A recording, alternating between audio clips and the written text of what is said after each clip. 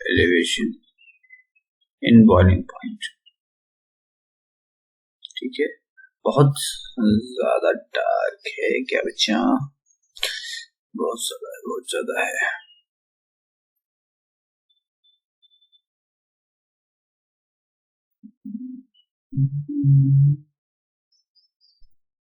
I think यहाँ से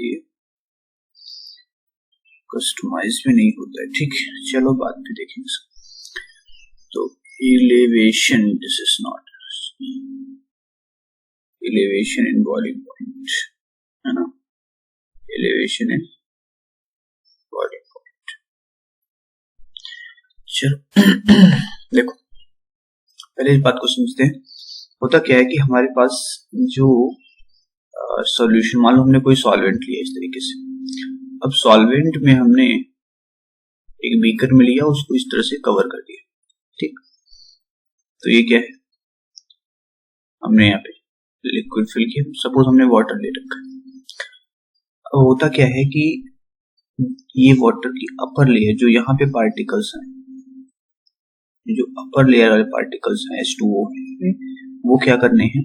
वो इन्वायरमेंट में सराउंडिंग से हीट को एब्जॉर्ब करेंगे। अब आपको पता है कि टेम्परेचर यानी कि इनकी जो एनर्जी होती है, काइनेटिक एनर्जी या ये वेलोसिटी, वो डायरेक्टली प्रोपोर्शनल होती है टेम्परेचर के, यानी थर्मल एनर्जी के। जब ये टेम्परेचर को एब्जॉर्ब करते हैं तो इनकी काइनेटिक एनर्जी बढ़ती है। काइनेटिक एनर्जी बढ़ती है तो क्या होगा? ये मूव ज्यादा करते हैं।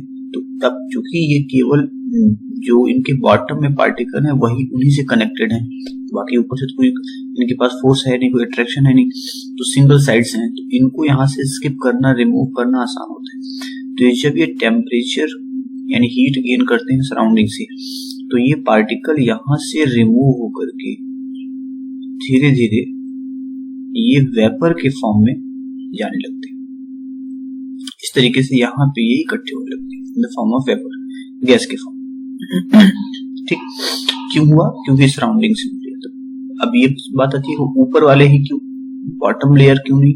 तो अपर लेयर के पार्टिकल में केवल सिंगल साइन से अट्रैक्शन फोर्स है, बॉटम में तो सराउंडिंग में हर तरफ से वाटर मॉलिक्यूल एक दूसरे को बाइंड कर रखा है। ठीक है, तो केवल अपर लेयर। अब जैसे अपर लेयर वेपर बन के वहां से बाहर आएगी, तो जो न्यू अपर लेयर बनेगी वो भी यही करेगी, यानी कि बिलो द बॉइलिंग पॉइंट धीरे धीरे वाटर वेपर में कन्वर्ट हो रहा होता है। इसको बोलते हैं इवोपरेशन, इवोपरेशन या इवोपराइजेशन। इवोपरेशन ये ध्यान रखिएगा, हमेशा बिलो द बॉइलिंग पॉइंट होता है, बिलो द बॉइलिंग पॉइंट। ठीक है, नॉर्मल टेम्परेचर और बॉइलिंग टेम्परेचर। अब यहां तक तो ठीक रहा। अब सपोज आपने क्या किया कि एक बीकर लिया और उस बीकर में पहले क्या किया था, ये आपने लिक्विड फिल कर लिया था। ठीक है, सॉल्वेंट आपने फिल कर लिया। हुआ क्या कि जब अभी फिलहाल तो इस तरह फ्री मूव कर रहा है, फ्रीली इवोपरेट हो रहा है, लेकिन अगर आपने कोई अदर सब्सटेंस, सपोज आपने कोई नॉन वोलेटाइल सॉल्यूट डिसॉल्व कर दिया, नॉन वोलेटाइल सॉल्यूट, तो नॉन वोलेटाइल सॉल्यूट क्या करेगा? उसके पार्टिकल्स कुछ एरिया कवर कर लेंगे, उस एरिया को जहां से इवोपरेशन हो रहा था। ठीक है, इस तरीके से कुछ एरिया वो कवर कर लेंगे। तो अब दो चीजें, पहली चीज कि जो इवोपरेशन यानी जो वेपर बनने की प्रोसेस थी वो अब स्लो हो गई। स्लो इसलिए हो गई क्योंकि अब इसके रीजन, वेपर तो बन गए यहाँ पे लेकिन प्रोसेस कम हो गई। प्रोसेस स्लो इसलिए हो गई इस सॉल्वेंट की इवोपरेशन की, उसके दो फैक्टर। फर्स्ट तो ये कि सरफेस एरिया, यानी ये ब्याज 9th में ये पढ़ाया जाता है कि evaporation directly proportional to surface area.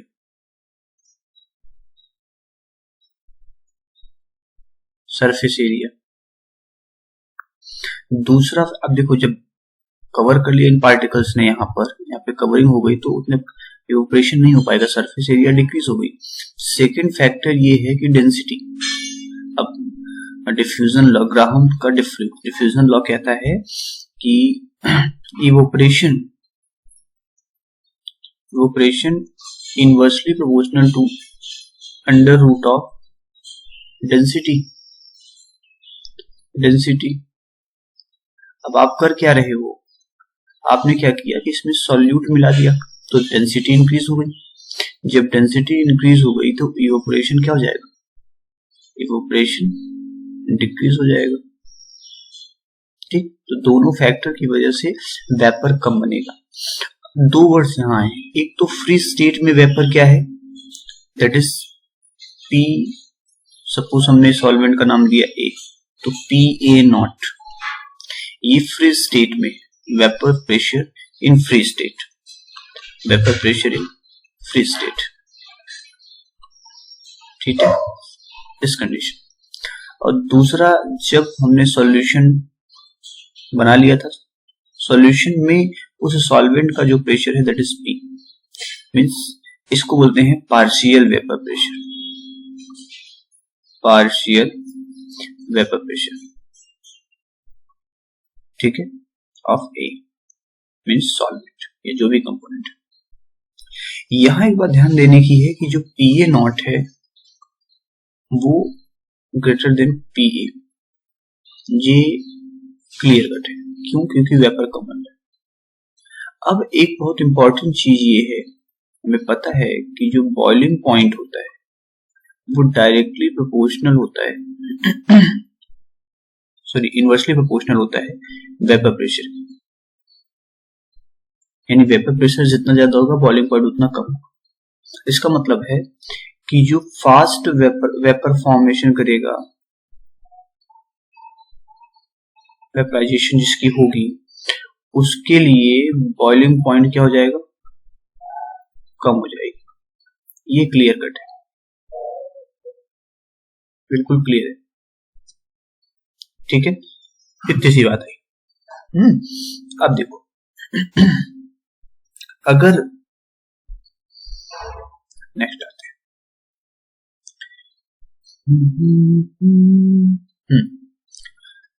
अब वही चीज यहां पे हमें पढ़ना है कि राउल्स लॉ ने क्या कहा। राउल्स लॉ में कहा जाता है,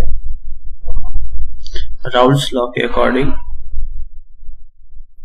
कि P partial pressure of any component is directly proportional to mole fraction of A, या PE is equal to PA naught XA, ठीक है,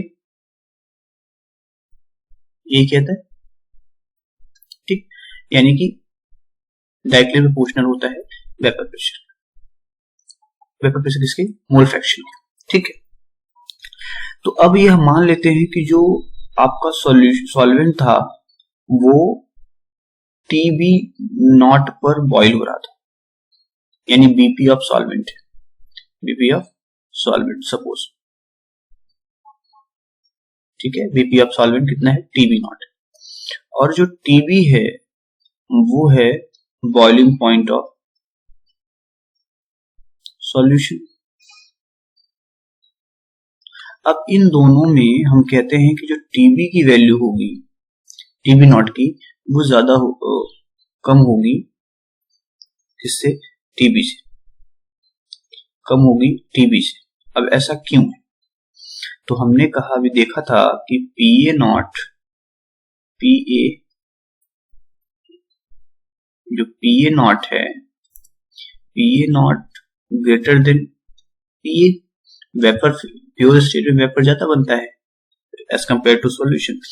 तो अब बॉइलिंग पॉइंट तो प्रेशर के इनवर्सली प्रोपोर्शनल होता है, तो PA नॉट अगर प्योर स्टेट में अगर वेपर प्रेशर ज्यादा है तो प्योर स्टेट का बॉइलिंग पॉइंट क्या होगा, कम होगा, इसलिए हमने लिखा कि PA not less than TB not less than TB। तो इस कंडीशन में अगर हम दोनों का डिफरेंस निकालें, मीन सॉल्यूशन बनने के बाद प्रेशर क्या हो गया, चेंज हो गया। अब अगर हम दोनों का डिफरेंस देखते हैं तो हमें क्या मिलेगा कि delta TB means TB naught TV minus TV naught, ये डायरेक्टली प्रोपोर्शनल होता है K, sorry not K, this is molality M, small M के, डायरेक्टली प्रोपोर्शनल टू मोलैलिटी।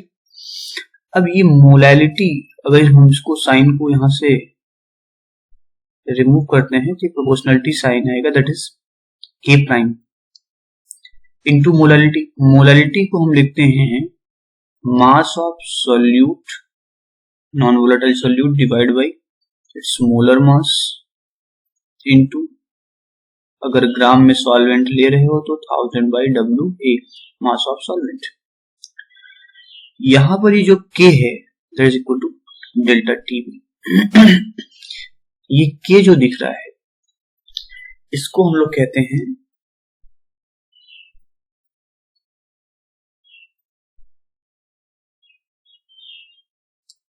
ये कि ये है molecular elevation constant, molecular elevation constant,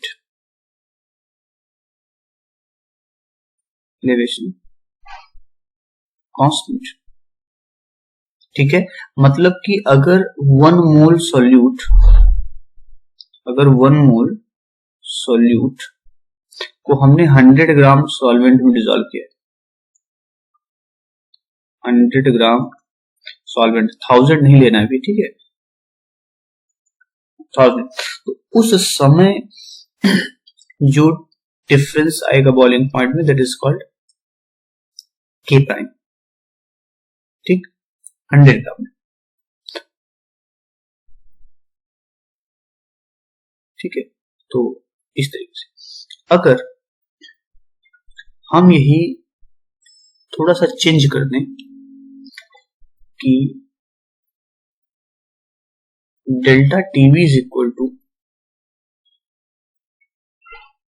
के B into molality, अब ये के प्राइम थे, के है ना, ये के बी, तो हम कह सकते हैं कि एक्चुअल में होता क्या है, के B is equal to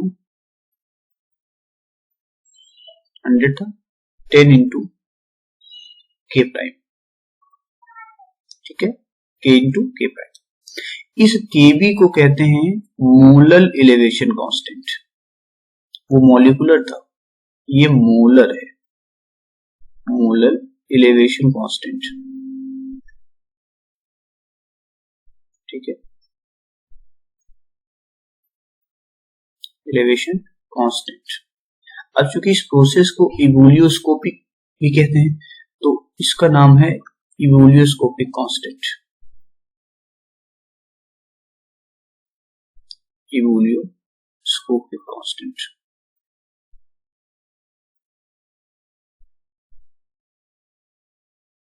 इवोल्यूस्कोपिक constant के नाम से इसको जानते हैं। इसकी जो यूनिट होती है, इसकी यूनिट अगर हम बात करें कि यूनिट ऑफ केवी क्या होगी, तो यूनिट ऑफ केवी के लिए हम लिखते हैं केल्विन किलोग्राम पर मोल, पर मोल केल्विन किलोग्राम पर मोल को कहा जाता है क्या, की यूनिट है किसकी, अब केबी और केएफ जब डिप्रेशन कांस्टेंट पढ़ेंगे तब भी ये सेम चीज पढ़ेंगे, तो दोनों की यूनिट सेम होती है, चाहे केबी पढ़ो चाहे केएफ, ठीक है।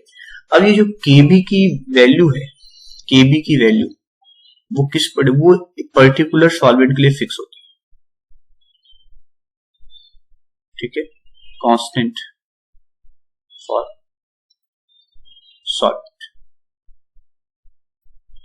ठीक है, ये फिक्स वैल्यू है, ठीक है। तो ये सम टाइम केबी की वैल्यू नहीं, अगर मान लो केबी की वैल्यू नहीं गिवन तो क्या करोगे, कभी भी क्वेश्चन में देता है तो केबी निकालने का एक सिंपल फार्मूला ये भी है कि Kb is equal to R gas constant into boiling point of Tb square, this is not Tf, this is Tb, ठीक है। पूरा डिलीट कर दिया। यही तो प्रॉब्लम, ठीक है। तो TV square R into TV square divide by 1000।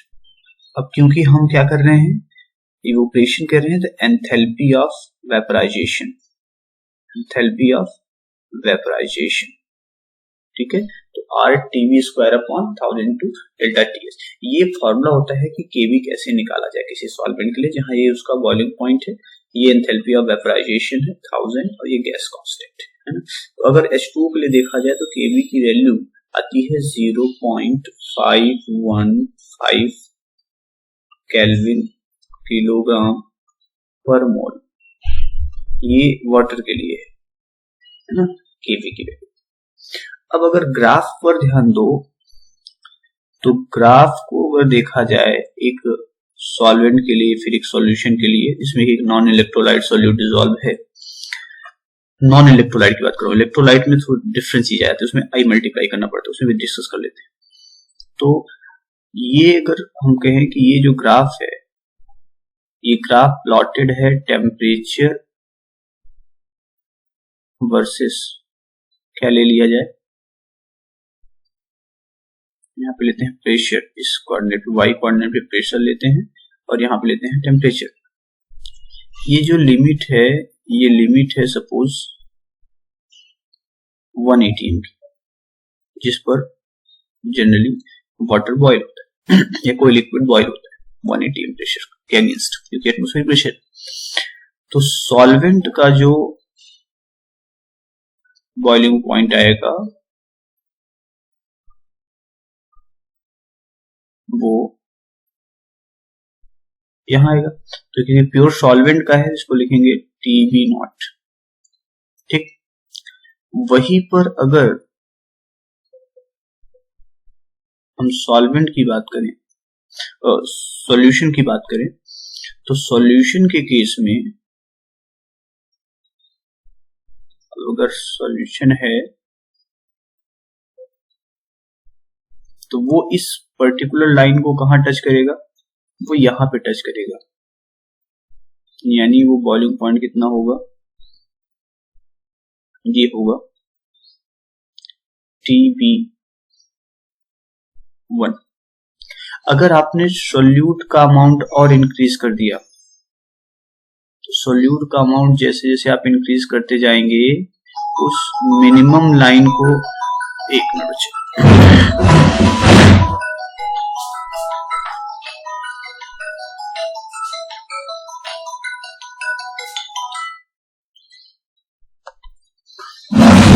तो उस मिनिमम लाइन, जो प्रेशर की लाइन है, जो 1 atm की लिमिट है, उसको अचीव करने में,